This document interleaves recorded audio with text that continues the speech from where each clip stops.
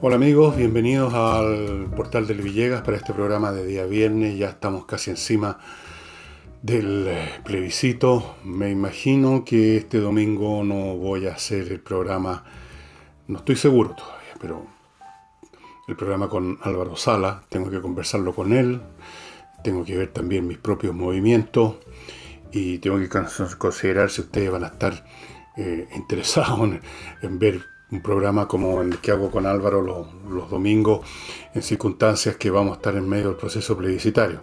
Así que es bastante probable que no lo haga, pero podría ocurrir todavía. Eh, y bueno, vamos a lo de a lo que está ocurriendo. Eh, el honorable diputado Gutiérrez del Partido Comunista ha vuelto a hacer declaraciones muy rechinantes contra la Armada de Chile, contra la cual parece tener, según dijo un colega suyo, una inquina muy especial. Dijo un montón de cosas. Eh, Voy a referirme solo a una. Dijo que la Armada era una asociación criminal ilícita. A ese nivel llegó Gutiérrez, en vista de lo cual apareció, ayer vi en un video, el comandante en jefe de la Armada, me parece que era, anunciando una querella, y no era entonces cualquier persona, no era un oficial retirado, un molesto, era el comandante en jefe de la Armada, e hizo su advertencia de que habría esta demanda judicial por injurias, calumnias, etcétera. La hizo no acómoda y oficina, sentado, sino que de pie en un barco que estaba navegando, me parece. Fue una intervención distinta a otras que he visto de autoridades militares, una intervención más militante, digámoslo así. Eh, es cuestión de verla. Hay signos de distinta clase que cada cual interpretará como le parezca. Volviendo a Gutiérrez. Bueno, Gutiérrez, yo creo mucho en la fisonomía, les advierto. Creo que en muchas oportunidades, no siempre, basta ver, basta a veces ver el rostro de una persona, su postura, para poder deducir muchos de sus rasgos temperamentales. Y si uno lo oye hablar, además, puede sacar más conclusiones todavía. A mí me parece que basta mirar una foto de Gutiérrez y ver ese ceño fruncido, esa expresión reconcentrada, esa barba cerrada, muy espesa, para suponer que es un hombre especialmente irascible, un hombre dado a la rabia, una emoción muy peligrosa. Creo que alguna vez les leí algunos pedacitos o les he comentado ese libro sobre la ira que escribió el filósofo romano Séneca hace muchísimo tiempo, en el siglo I después de Cristo. La ira que es capaz de convertirnos en bestias en un momento dado, que nos saca de nosotros mismos, que hace que la razón se pierda, que estemos dispuestos a cualquier cosa con tal de evacuarla. Bueno, este caballero es muy dado a la ira, lo ha mostrado ya en varias oportunidades, es dado también a posturas arrogantes, cosa que comparte en todo caso con todos los parlamentarios. Cada vez que los detiene un policía sacan a relucir su condición como si fueran algo especial y no simples y vulgares funcionarios muy bien pagados, excesivamente bien pagados, creo. Y entre paréntesis, ¿qué pasó con la rebaja de sueldo del Parlamento? Que no escuché más de eso. ¿Se materializó? Bueno. Entonces, Gutiérrez está particularmente inclinado a no poder contener su ira, su temperamento. Y yo me imagino que dentro de su partido le habrán dicho ya varias veces que cuide su lengua, que cuente hasta 10, porque le hace daño, se hace daño a sí mismo y le hace daño al partido. Pero el temperamento es muy difícil de controlar y Gutiérrez dijo entonces eso, trató a la Armada como una patota de criminales que han vertido, tiene las manos manchadas de sangre, qué sé yo. Luego, hoy día en que estoy grabando esto, jueves, he visto que el Ministerio de Defensa dijo que si la Armada no se querella, no sé si lo dijeron como una situación hipotética o tienen alguna información que la Armada no se quiere la guía. Si no lo hace la Armada, dijeron, lo vamos a hacer nosotros. Este hombre ha ido más allá, lo dijo Desbordes, el ministro de Defensa, ha ido más allá de lo que es aceptable, es contumaz, dijo Desbordes, o sea, ha cometido una y otra vez lo mismo, y es hora de que se le sancione. Ahora, se le va a sancionar efectivamente si se le lleva ante alguna corte de alguna clase, no sé. Siguiendo con los comunistas, lo de Gutiérrez, veamos qué pasa. Es un tema que en realidad políticamente ya no es tan importante. Yo creo que la conducta de Gutiérrez hace rato ya que cruzó la frontera que hay entre la política y la psiquiatría. En este momento ya un tema de que debiera tratarlo con un psicólogo para ver si puede controlar su lengua, ¿no? Su temperamento, que le hace mal al partido, le hace mal, no sé cómo será su comportamiento en su familia, pero una persona irascible es irascible en toda situación, debe ser un hombre difícil de convivir con él. Pero eso ya no es tema mío, es un tema particular de él, y por último, como mucho, un tema del Partido Comunista. Pero lo que sí diga Tellier sí es un poco más relevante, tiene más peso político. Y a propósito que ellos no han asistido, no se han unido a una entidad llamada Unidad Constituyente. Se les olvidó la palabra progresista, debe haberse llamado Unidad Constituyente y Progresista. O tal vez Unidad Progresista Constituyente. O tal vez Progresistas Unidos para cambiar la Constitución. No sé por qué se les quedó fuera la palabra progresista. Me llamó la atención. Entonces, esta unidad constituyente que está formada por todos los partidos, salvo el PC y el Frente Amplio, que en realidad no es un partido, es un Frente Amplio, súper amplio. Terminaron juntos el proceso publicitario de su postura por el apruebo, se reunieron y ellos no fueron. Entonces consultaron a Tellier sobre esto y dice que ¿para qué estar, dice él, creando imágenes acerca de una unidad en la que no existe? Tenemos diferencias, dijo luego. Tenemos diferencias. Así que no se sumaron al bloque Unidad Constituyente. Y ahí están. El Partido Comunista, me parece a mí, yo conozco el Partido Comunista desde muy cerca. Mi mamá era militante del Partido Comunista. Fue incluso una dirigente local. Sí, señores. Y conozco bien esa cultura, por lo menos como era en los años, principios de los 60, estoy hablando. El Partido Comunista de esos años, por lo que yo recuerdo, era un partido político que como tal entraba en alianzas, vivía, yo diría, en una permanente alianza electoral con el Partido Socialista. A veces se unían otros partidos, conformaron entonces el FRAP, el Frente Revolucionario del Pueblo, algo así significaba FRAP, o alguna cosa por el estilo. Después fueron los creadores de la Unidad Popular, en fin. Era un partido que participaba en todos los asuntos.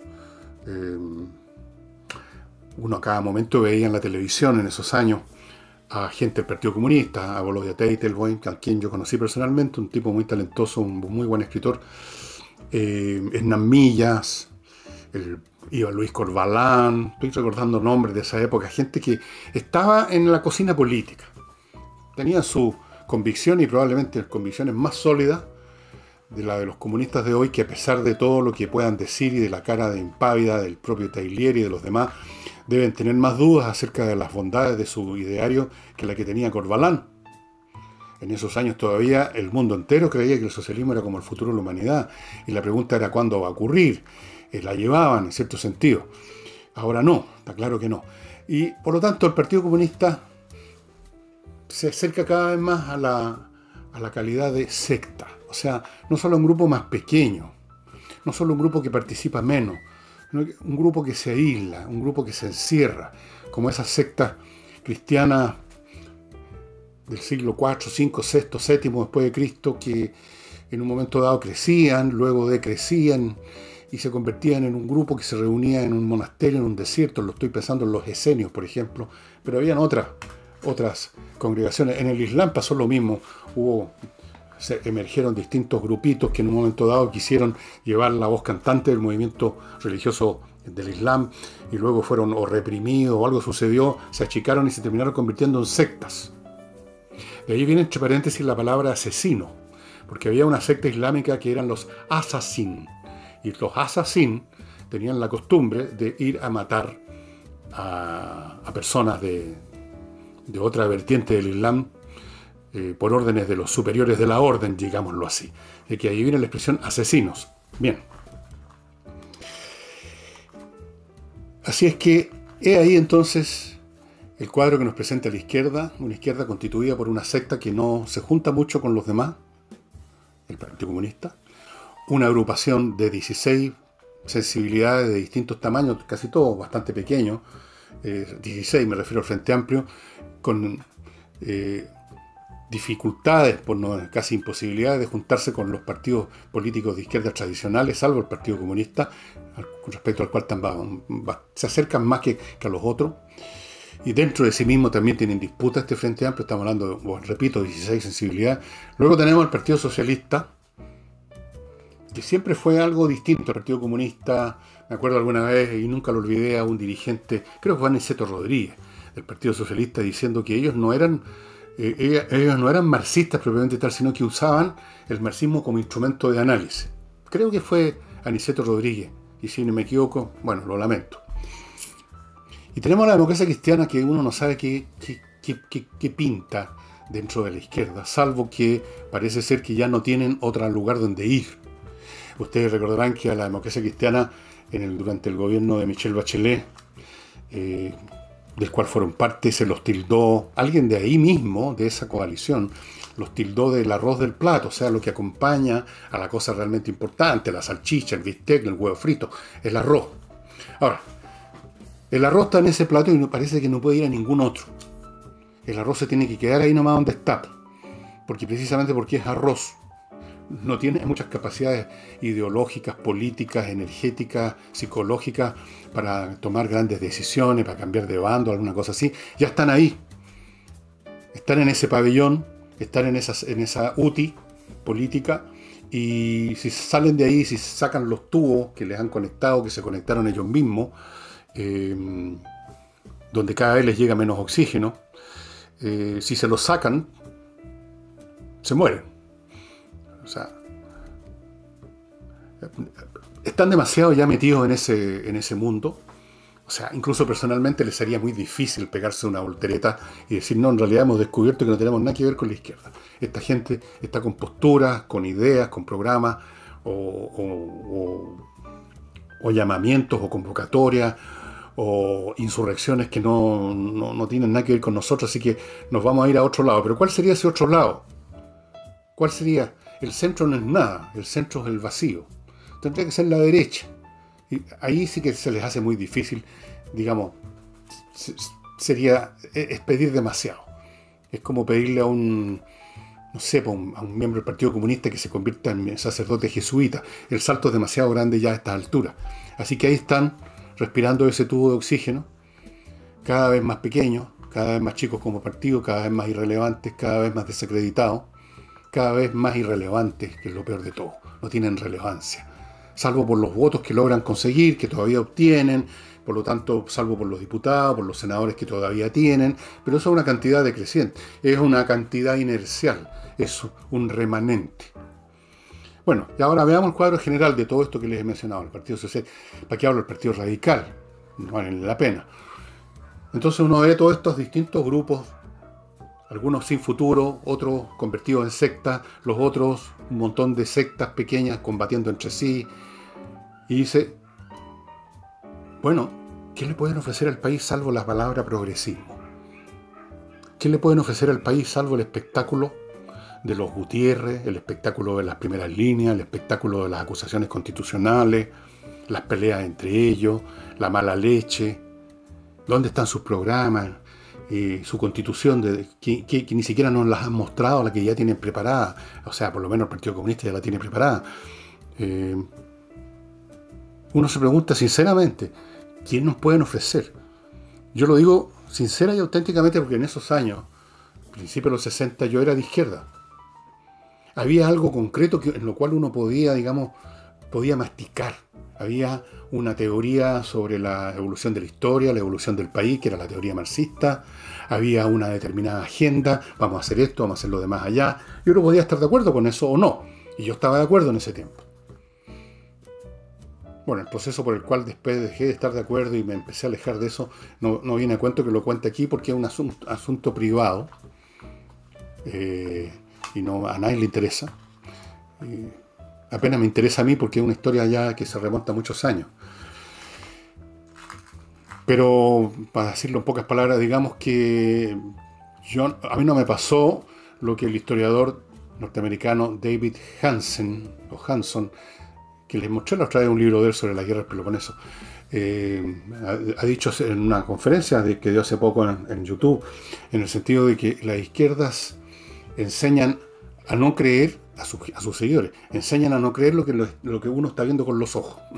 Bueno, yo lamentablemente nunca he sido un hombre de mucha fe en nada, no soy una persona que me pongo camiseta, y por lo tanto tengo un carácter así, y por lo tanto nunca logré creerme algo de tal forma que me cerrara los ojos ante las realidades. Entonces fue simplemente viendo realidades y sacando conclusiones, sumando 2 más 2, leyendo, estudiando, que terminé por dejar atrás toda esa cuestión y me di cuenta que era una teoría, una visión del mundo equivocada y ruinosa además. Ahí están los hechos. No tengo yo que simplemente cambiar de camiseta por una cuestión gratuita personal. Simplemente obedecí los hechos que tenía ante mi vista. Y ahí está, pues, este menjunje raro que produce los Gutiérrez, que produce los Tellier, que produce las Vallejo, que produce los Boric, o los Eliseo, no es Eliseo, un corredor, los Elizalde, gente que tienen solo un factor en común, la confusión y el resentimiento, la gran mayor parte de ellos, contra el mundo como es. ¿Por qué? Bueno, ahí habría que hacer un poco de psicología, analizar sus carreras personales, ver dónde fue que recibieron un golpe traumático que nunca pudieron superar, cuáles son las rabias que tienen quizás desde su infancia, adolescencia, juventud, en dónde fue que los patearon en los dientes, qué fracasos tuvieron, qué insultos o desdenes recibieron, que fueron generando y acumulando cosas de las cuales ya se deben haber olvidado, una actitud previa, hacia a priori, contra el mundo tal como es en nuestro país y en todo el mundo, digamos, el mundo occidental, contra la globalización, contra el capitalismo, contra los explotadores, contra los capitalistas, contra los ricos, contra los fascistas pobres, contra los fascistas ricos. Tienen una larga lista de enemigos y gente que detestan. Ahora, con eso no se puede gobernar, lamentablemente. Y permítanme, antes de continuar con estas divagaciones, porque eso es lo que son, con mi primer bloque comercial, que lo inicio esta vez con Hey, este corredor que realmente corre, realmente vende rápido. Sí, esa es la cuestión. Y me consta porque yo tengo una manera de enterarme cada vez que vende o hace un buen negocio, que es un buen negocio para usted. Cuando un corredor hace un buen negocio es porque está vendiendo algo que usted quiere vender. Así que todos ganan, win-win, como dicen ahora. Hayes es un experto, es rapidísimo, tiene métodos nuevos y se lo recomiendo. Fuera de eso puede hacer otras cosas, pero usted puede buscarle un arrendatario bueno, que no sea un riflero, como hay tantos, que no puede también administrarle sus arriendos si usted tiene varias propiedades que arrienda. Un montón de cosas, todo lo vinculado con el corretaje de propiedades. Hey, ahí están los datos, contáctese con él, no pierda tiempo con los demás.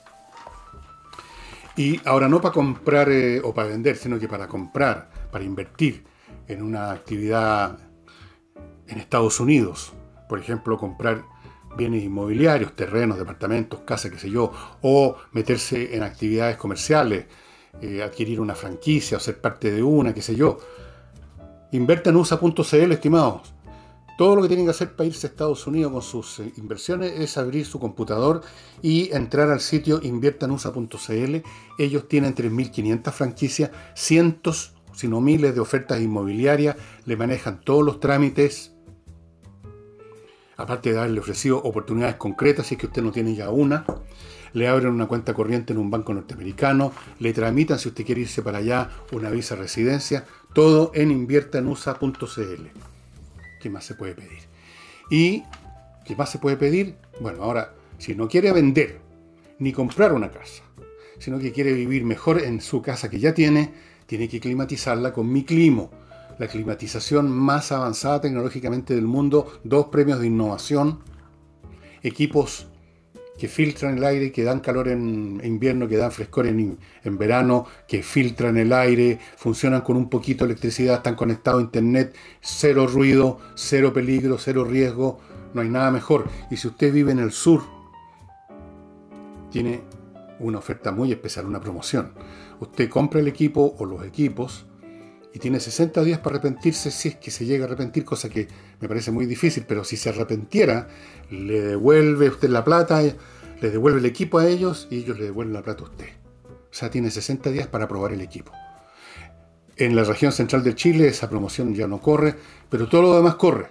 Además, entre nosotros, una promoción bien innecesaria porque dudo que haya un 1 por 1000 de gente que vaya a devolver el equipo, porque es realmente impresionante lo fantástico que es. ¿A qué hora empecé? 6:05 más o menos. Estoy haciendo más temprano el programa hoy día que lo normal, por razones familiares. Hubo un ataque a un sembradío, a un sembradío de producto agrícola de exportación en el Fundo Santo Domingo. Un ataque consistente en que al asperjador que estaba vertiendo agua con nutrientes le echaron un herbicida. Eso no pasó por casualidad. Uno se pregunta quién hizo eso, si una persona, simplemente un empleado que lo echaron, que está resentido y quiso vengarse, o estamos aquí hablando de alguna otra cosa, no sé. Pero francamente ya el nivel de, digamos, usemos una vieja palabra, el nivel de maldad que ha llegado alguna gente entendidos como individuos que cometen ahora crímenes o toman acciones que antes simplemente no ocurrían, o las acciones que toman grupos organizados. Yo no sé si esto fue obra de algún grupo organizado, tal vez. Hemos llegado a un nivel de maldad que francamente es bastante impresionante. Un ataque ya hasta a la naturaleza. Bueno, tenemos los incendiarios, que eso es lo que hacen, ¿no? Destruyen la naturaleza. Cuando hay un bosque que se quema, piensen ustedes, no solo se queman los árboles, se queman criaturas vivientes. Mueren quemados. O sea, hay aquí un nivel de maldad, de resentimiento, de odio. Y el odio llevado al extremo es una cosa que podríamos calificar de diabólica. Bueno, se supone en la visión, en la doctrina cristiana, que el demonio es precisamente el mayor odiador, es el odio mismo, repleto de afán de destrucción. Pero sin necesidad que creamos en el demonio, ni en la teología más cristiana. Realmente hay algo, para usar esa expresión, diabólico en las acciones que se están viendo. Asesinatos en que descuartizan a la víctima, grupos que asesinan a mansalva a alguien porque no pertenece a su lista de miembros, como ocurrió con la CAM, incendios de bosques, ahora destrucción de sembradíos, vandalismo, saqueos, incendios, prenderle fuego, saltar con alegría frente a las llamas, como les dije, esas imágenes que vi respecto a los incendios del domingo pasado. Una cosa realmente bien aterradora. Nada de original en todo caso. Nada de original. La historia humana está repleta, y la nuestra historia también, de hechos espantosos. Si ustedes leen la historia de Chile del siglo XIX y se enteran de las masacres que había en estas luchas civiles, en estas guerras por la Constitución o por cualquier otra cosa, lo que hicieron algunas bandas de bandidos como los Pincheiras, en fin, la crueldad está a flor de piel. Somos una raza realmente peligrosa. Somos una raza peligrosa. Si los extraterrestres efectivamente nos están observando hace rato en nuestras conductas, como yo creo que está ocurriendo, sí, lo creo, o sea, estoy convencido, se deben llevar una muy mala imagen, porque nuestra historia no es solo un montón de guerras, matanzas de millones de personas, hambruna, sino que toda clase de crueldades, tortura, gente quemada viva. Recuerden ustedes los herejes quemados vivos durante hasta el siglo XVIII. Fue el último que, me parece que la última persona que quemaron viva por razones religiosas fue a principios del siglo XVIII. Torturas de toda clase. Bueno, esto del sembradío sí que ya me parece que ya es como mucho hasta donde estamos llegando. Sea quien sea que hizo esto, un individuo, un grupo de individuos, una organización, bueno, iba a decir espero que los castiguen, pero se me había olvidado que ya en Chile no hay justicia. Simplemente aquí todos salen libres por una razón o por otra.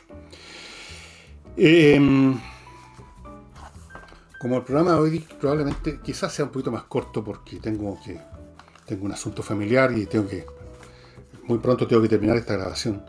Voy a ir de inmediato al tema principal que tenía para hoy día, que puede ser interesante considerando que estamos en una encrucijada política importante, que es el plebiscito. Pero antes de eso, por lo tanto, voy a ir a mi bloque comercial número 2, que esta vez lo parto con el ajedrez. Recuerden, el espacioajedrez.com, ustedes pueden adquirir la caja, que viene con las piezas, el tablero, todas esas cosas, y las licencias para entrar a Espacio Ajedrez, que es un sitio en internet con muchos temas del ajedrez muy entretenidos para aprender aún más, para entretenerse con anécdotas, viendo partidas, analizadas por Pablo Tolosa, el autor de este sitio y de este producto. No del ajedrez, no es que Pablo haya inventado el ajedrez. Inventó este sitio y vende estas cajas que él manda hacer, el reloj digital que él manda hacer.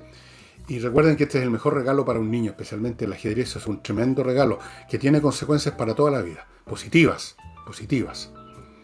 Así es que espacioajedrez.com, estimados amigos, la distribución es muy rápida. Usted compra hoy día, pongamos, y en cuestión de muy pocos días ya tiene los productos en su casa. No está obligado a comprar los dos, cualquiera de los dos o los dos juntos, usted verá. Y si usted tiene un litigio o va a tener un litigio civil por cualquier motivo, porque nunca falta alguien que salta de repente, incluso dentro del ámbito de la familia empleada, y que pretende obtener algún beneficio a costa de uno, y amenaza o lleva a uno a una corte por una cuestión, nunca falta. Entonces, ese es el momento de ponerse en manos de Salinas y Ojeda, que son expertos en casos civiles. No penales ni laborales, civiles, donde están los divorcios, las separaciones, o sea, los divorcios hoy en día, los temas de herencia, las querellas civiles por demandas que a usted le hacen por cualquier motivo. Y vale la pena contar con los mejores abogados. Salinas y Ojeda se especializan en casos civiles, tienen una excelente tasa de resultados positivos. Yo no le estoy diciendo que ganan todos los casos. Ningún abogado gana todos los casos, eso es imposible. Además, se depende de lo que decidan los jueces. Pero sí es posible tener una muy alta tasa de éxito, si uno es bueno, o ser un abogado que las pierde todas. Estos las ganan casi todas. Salinas y Ojeda, señores y señoras. Y si usted quiere estar seguro, que su empresa esté segura, que su oficina esté segura, que cuando usted deja la sede de su empresa o de sus oficinas en la noche para irse a su casa, no vuelva al otro día y la encuentre desvalijada. Para que eso no ocurra, B2B Tech, una empresa que entrega soluciones de seguridad, que diseña e instala sistemas visuales, las salas de monitoreo, los controles electrónicos de acceso, todo para que usted esté tranquilo, que no lo van a desvalijar en la noche y lo van a dejar con la oficina pelada. B2B Tech, póngase el parche en teleherida. Este es un caso en que conviene hacerlo. B2B. El tema que quería tocarle es el siguiente. A propósito de todo lo que estamos viviendo en Chile con la pandemia y con el plebiscito, que a su vez es el resultado de esto que llaman los que se compraron en la mitología fundacional el estallido social. Bueno, a propósito de todo esto y lo que se ha generado con todo esto, todos estamos preocupados y pensando en cómo este país se podrá rehacer en algún momento, si es que se va a rehacer en el curso de los próximos meses o años. Y me ha sido para mí muy interesante estar estudiando en un libro que les mostré, recordando más bien, porque son cosas incluso que son contemporáneas de cuando yo ya era cabrito mayor y ya leía y todo eso, que cómo fue que se recuperó Alemania después de la Segunda Guerra Mundial. Una recuperación que fue tan rápida y tan espectacular que se habló del milagro alemán. El milagro económico alemán era la expresión que se usaba. Y después de eso, cuando ya dejó de ser novedad el milagro económico alemán, la expresión milagro económico se la empezó a usar en otros países que también se veía un fenómeno similar de muy rápido, recuperación, crecimiento, etcétera.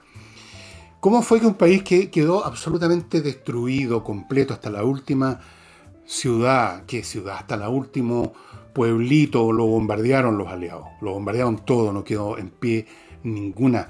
Millones de millones de millones de millones de habitaciones en el suelo, millones de muertos, desplazados. Fue la ruina completa. Y además, una ruina derivada de una derrota militar.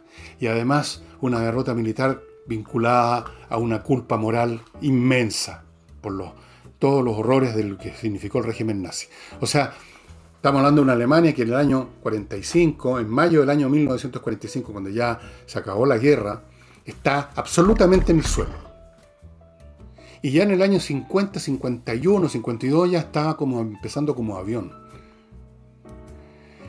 ¿Cuáles fueron las fórmulas? Y yo no pretendo que se repitan en Chile, ni mucho menos, porque estamos hablando de situaciones políticas, no solo de Alemania, sino que del mundo, de Europa en esa época, que no se comparan con las que vive ahora ni Chile, ni América, ni Europa, ni el mundo. Pero igual pueden ser interesantes. El caso alemán. ¿Qué cosas permitieron que el país se recuperara? Bueno, una población muy educada, con disciplinas laborales que forman parte de la cultura alemana desde siempre, con alta educación y que estaban dispuestos a trabajar hasta por los salarios más bajos. Y había muchas posibilidades de trabajar porque había que reconstruir Alemania completamente. Pero yendo al principio, una masa laboral con ganas de reconstruir, de hacer cosas.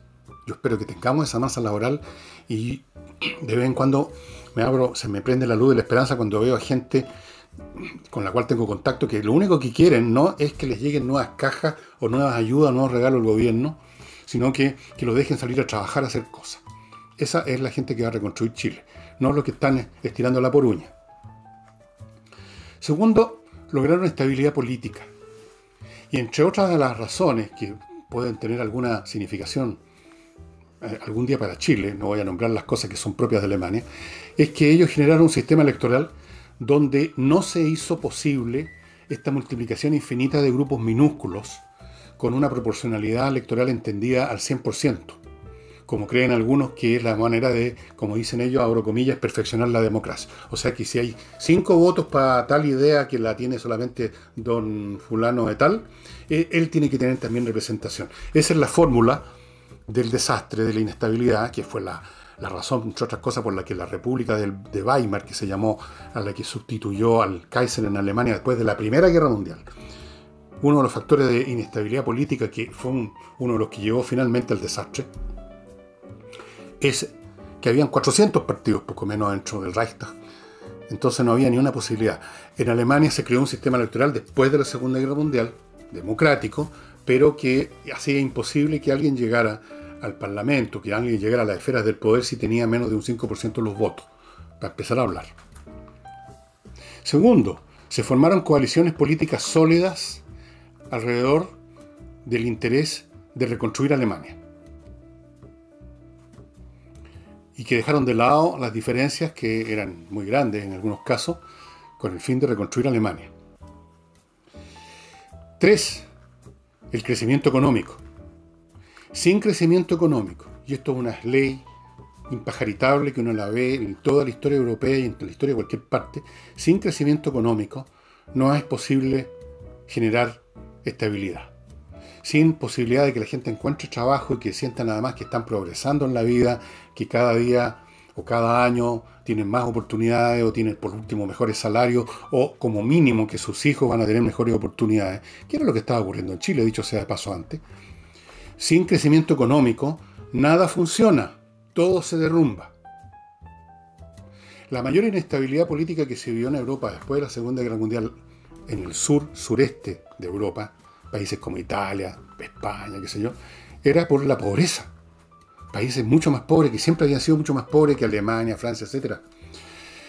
Entonces, eso la pobreza, las frustraciones, que no hay pega, que perdiste la pega, que ganáis muy poco, genera, le da, alimenta a los partidos extremistas que prometen, como lo vemos en Chile, que con tal o cual medida política, un cambio constitucional o una ley o unos impuestos se va a llegar el cielo a la tierra.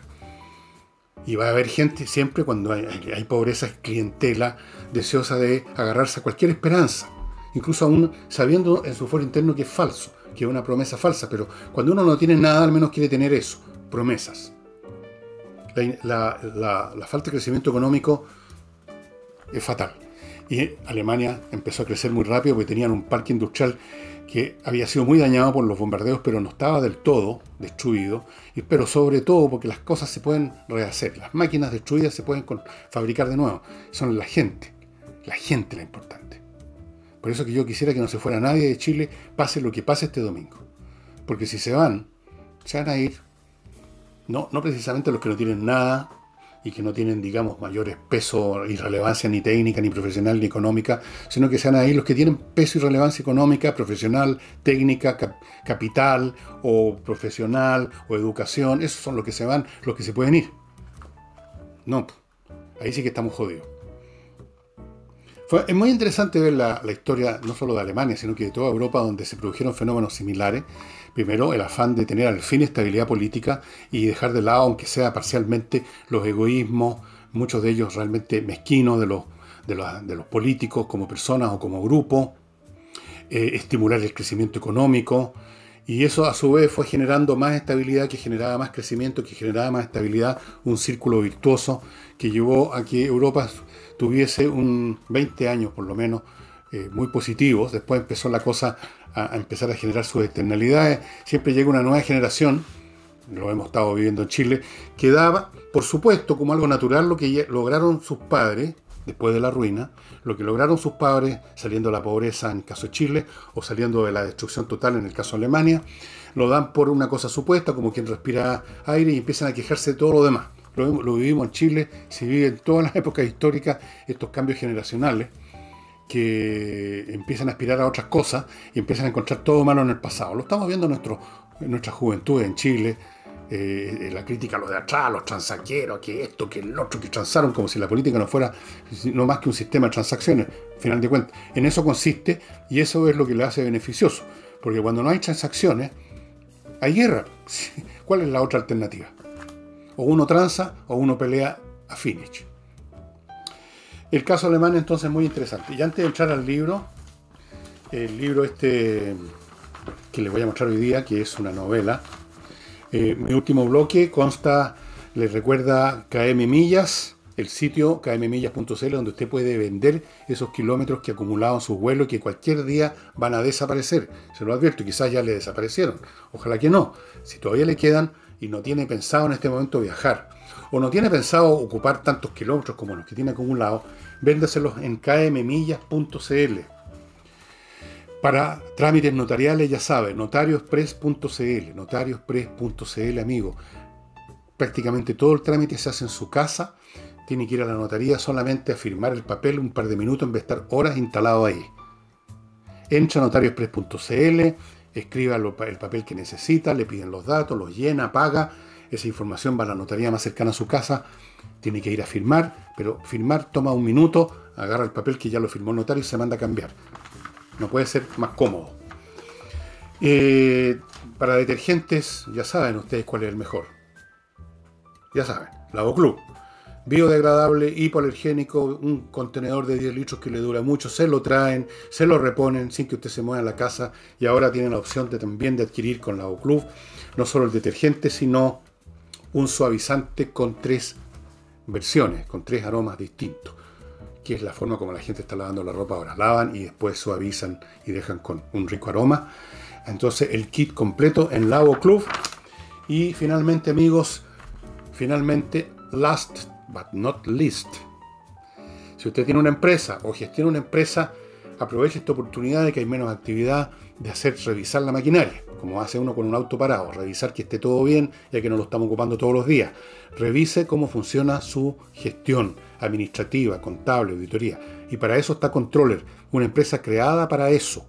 Controller, creada por contadores auditores con 20 años de experiencia en empresas internacionales, con el mejor software de seguimiento de los flujos de gestión para descubrir inmediatamente dónde están los problemas. Ellos tienen planes para atender empresas pequeñas, medianas y grandes, y este es el momento, ya que estamos un poco más parados que antes, las empresas también, casi todas, de hacer los ajustes, cosa que cuando llegue el momento de partir a todo dar, estén en las mejores condiciones. El libro que les voy a mostrar, se lo he mostrado antes, me consta, lo sé. ¿Y qué? No es mi idea estar mostrando simplemente todos los libros que yo tengo, porque son muchos libros y además no tiene sentido. Yo quiero mostrarles libros que en un momento dado me parece que les van a servir de algo a ustedes para aprender alguna cosa o para recordar alguna cosa, o porque son libros en literatura que es especialmente hermosa, agradable o profunda o conmovedora o como sea.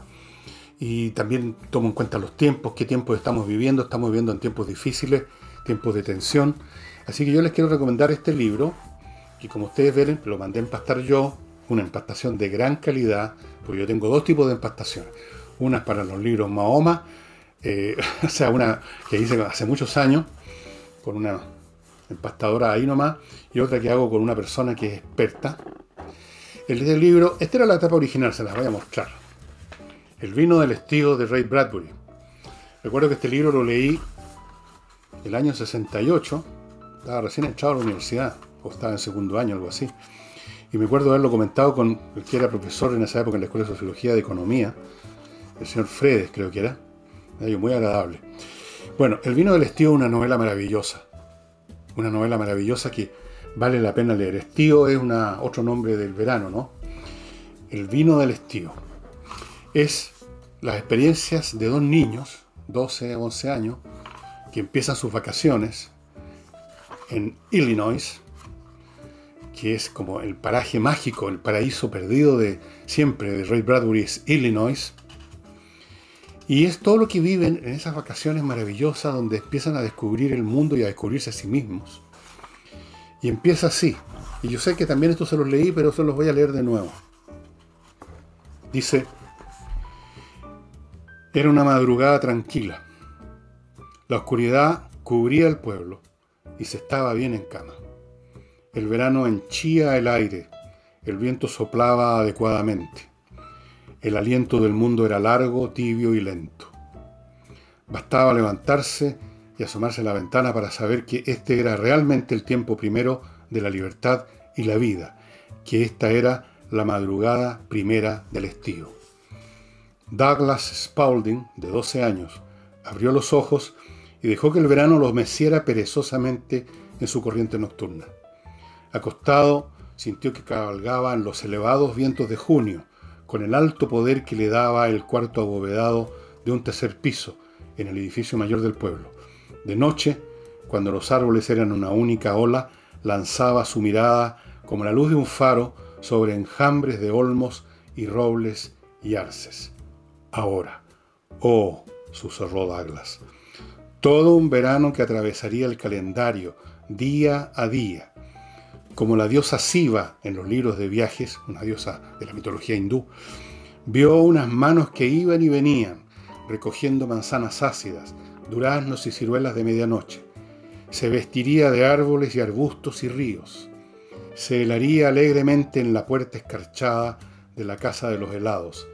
Se tostaría felizmente con 10.000 pollos en el horno de la abuela.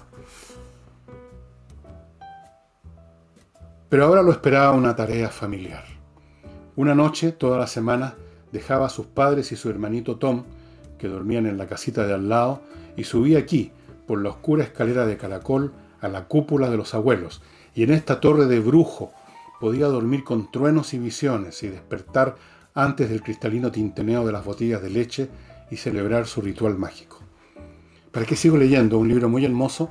Hay capítulos de una belleza poética y de una profundidad impresionante. Y a propósito de ese tintineo de las botellas de leche, yo, como soy un hombre bastante viejo, tengo 71 años, estoy seguro de recordar, y algunos quizás de ustedes también, cuando en Santiago y en todas las ciudades de Chile, la leche era repartida en unas botellas de vidrio que venían en unos carros remolcados por un caballo o dos. Y entonces, si acaso uno sentía el tintineo, podía imaginarlo. En la mañana temprano, el coche, el hombre que bajaba del carro y que iba dejando frente a las puertas de quienes habían ordenado las botellas de leche. Y en algunas oportunidades, cuando salía temprano de casa para ir al colegio, estoy hablando, bueno, mi primer colegio me llevaron como a los 3 años. Un colegio que no sé si existe, se llamaba Santa Ana. Y recuerdo alguna vez, por lo menos, y me quedó la imagen, estaba ese carro de la lechería, creo que era Soprole. Y me acuerdo que hacía frío esa mañana y el caballo, un caballo grande, poderoso, casi un percherón, resoplaba así, y parece que estoy viendo los chorros de vapor que salían de sus belfos y de sus narizotas, esas narices que tienen los caballos. Y bueno, uno recuerda muchas cosas como esas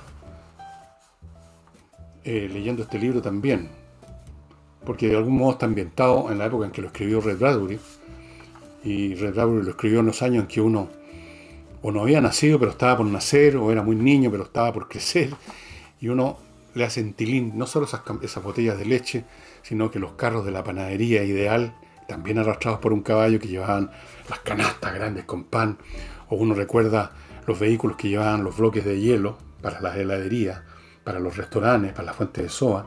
No había muchos refrigeradores, unos bloques como lingotes grandes de hielo, con un gancho de fierro los agarraban y se los ponían en el hombro, que estaba cubierto con una tela de saco, y los dejaban caer en la puerta de los negocios, y ahí uno, mientras te llevaban al colegio, los veía lentamente derritiéndose poco a poco, unos primeros arroyuelos de agua. Bueno, pero basta de recuerdos. El vino del estío, una maravillosa, yo creo uno de los 2 libros más maravillosos de Bradbury. El otro es Crónicas Marcianas, que uno de estos días les voy a recordar. Yo sé que también lo hice alguna vez, pero lo voy a hacer de nuevo. Y eso sería todo, estimados amigos. Mañana sábado nos veremos con algún tema que todavía no sé, pero ya se me ocurrirá. Y como les dije al principio, no sé si el domingo saldremos con Álvaro. Es probable que no, vamos a estar en otra, él y yo, y ustedes también. Así es que probablemente salgamos simplemente el lunes. Y eso sería todo.